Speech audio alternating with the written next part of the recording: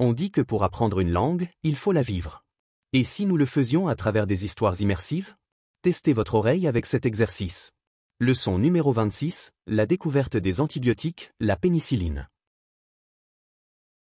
In the autumn of 1928, Alexander Fleming's laboratory at St. Mary's Hospital in London was in complete disarray. Culture flasks, petri dishes, and test tubes were piled up on the tables, reflecting the frantic pace of the Scottish scientist's work. Fleming had spent years researching substances capable of fighting bacterial infections, but so far, his efforts had been fruitless. One day, after returning from vacation, he noticed something unusual on one of his petri dishes where he had cultivated Staphylococcus aureus, a common bacterium. In the center of the dish, there was a colony of greenish mold, and surprisingly, the bacteria around it had completely disappeared. Intrigued, Fleming examined the sample under the microscope and soon arrived at a groundbreaking conclusion. The mold, which he identified as Penicillium notatum, was releasing a substance that destroyed bacteria. Convinced that he had found something extraordinary, he began conducting experiments to isolate and analyze the active compound of this mold. He discovered that the substance, which he named penicillin, not only killed bacteria in the lab but also did so without harming human cells. However, there was a major problem: penicillin was very unstable and difficult to produce in large quantities. Despite the enormous potential of the discovery, Fleming's attempts to purify penicillin were unsuccessful. His scientific publications went largely unnoticed for several years, until in the 1940s, a team of researchers at Oxford University, led by Howard Florey and Ernst Boris Chain, resumed Fleming's work. With a collaborative effort, they managed to isolate and produce penicillin in sufficient quantities to conduct human trials. The impact was immediate. The first clinical trials showed that penicillin could cure bacterial infections that had previously been fatal, such as pneumonia and sepsis. With the outbreak of World War II, the need for an effective treatment for battlefield infections became urgent. Thanks to collaboration with laboratories in the United States, mass production of penicillin was accelerated, saving countless lives of wounded soldiers. The discovery of penicillin marked the beginning of the antibiotic era, revolutionizing medicine and forever changing the course of history. Fleming, Florey and Chain were awarded the Nobel Prize in Medicine in 1945, but Fleming always warned about the misuse of antibiotics, predicting that the overuse of these drugs could lead to bacterial resistance, an issue that remains a global challenge today.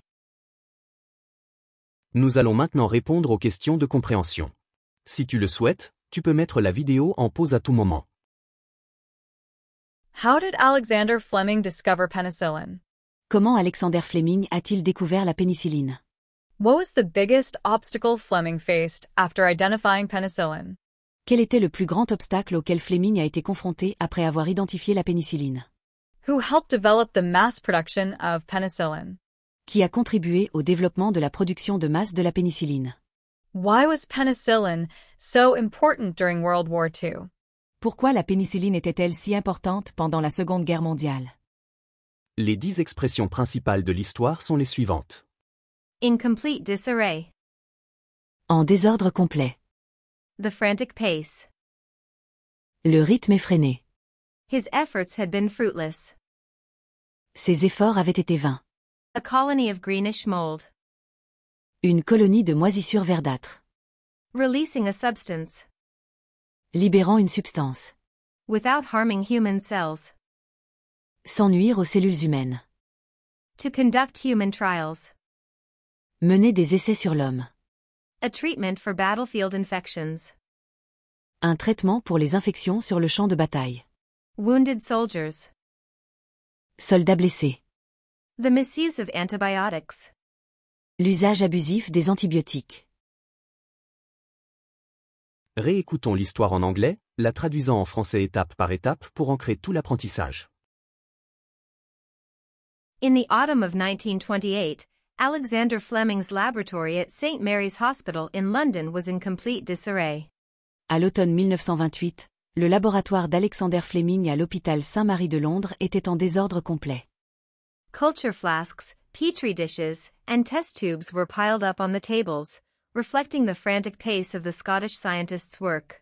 Des flacons de culture, des boîtes de pétri et des tubes à essai s'entassaient sur les tables, reflétant le rythme effréné du travail du scientifique écossais.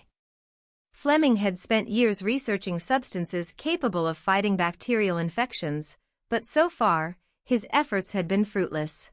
Fleming avait passé des années à rechercher des substances capables de combattre les infections bactériennes.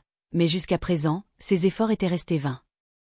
One day, after returning from vacation, he noticed something unusual on one of his petri dishes where he had cultivated Staphylococcus aureus, a common bacterium.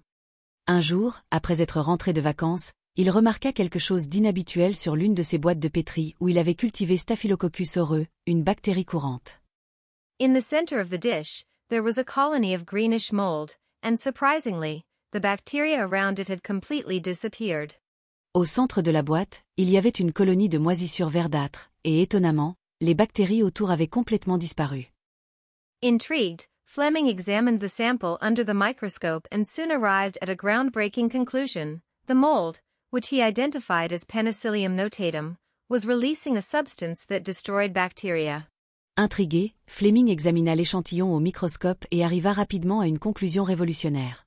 La moisissure, qu'il identifia comme Penicillium notatum, libérait une substance qui détruisait les bactéries. Convinced that he had found something extraordinary, he began conducting experiments to isolate and analyze the active compound of this mold. Convaincu d'avoir trouvé quelque chose d'extraordinaire, il commença à mener des expériences pour isoler et analyser le composé actif de cette moisissure. He discovered that the substance, which he named penicillin, not only killed bacteria in the lab but also did so without harming human cells. Il découvrit que la substance, qu'il nomma pénicilline, non seulement tuait les bactéries en laboratoire, mais le faisait aussi sans nuire aux cellules humaines. However, there was a major problem. Penicillin was very unstable and difficult to produce in large quantities. Cependant, un problème majeur subsistait.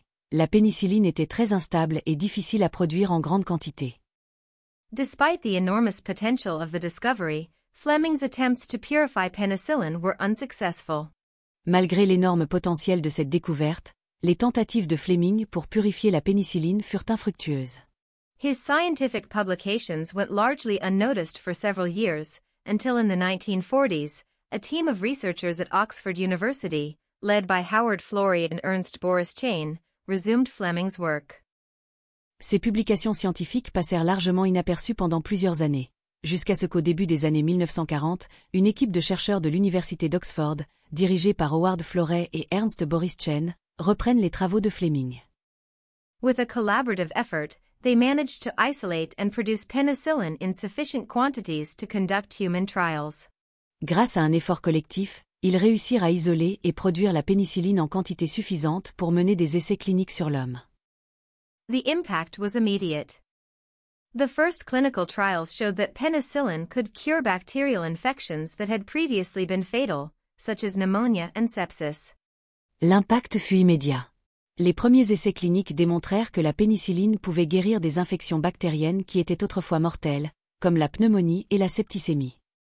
With the outbreak of World War II, the need for an effective treatment for battlefield infections became urgent. Avec le déclenchement de la Seconde Guerre mondiale, le besoin d'un traitement efficace contre les infections sur le champ de bataille devint urgent. Thanks to collaboration with laboratories in the United States, mass production of penicillin was accelerated, saving countless lives of wounded soldiers. Grâce à une collaboration avec des laboratoires aux États-Unis, la production de masse de la pénicilline fut accélérée, sauvant d'innombrables vies de soldats blessés. The discovery of penicillin marked the beginning of the antibiotic era, revolutionizing medicine and forever changing the course of history. La découverte de la pénicilline marqua le début de l'ère des antibiotiques, révolutionnant la médecine et changeant à jamais le cours de l'histoire. Fleming, Florey and Chain were awarded the Nobel Prize in Medicine in 1945, but Fleming always warned about the misuse of antibiotics, predicting that the overuse of these drugs could lead to bacterial resistance, an issue that remains a global challenge today. Fleming, Florey et Chain reçurent le prix Nobel de médecine en 1945, mais Fleming mit toujours en garde contre l'utilisation abusive des antibiotiques, prédisant que leur surconsommation pourrait mener à une résistance bactérienne, un problème qui demeure un défi mondial aujourd'hui. Pour soutenir la chaîne, laisse un j'aime et abonne-toi. Assure-toi de continuer à pratiquer. On se voit dans la prochaine leçon.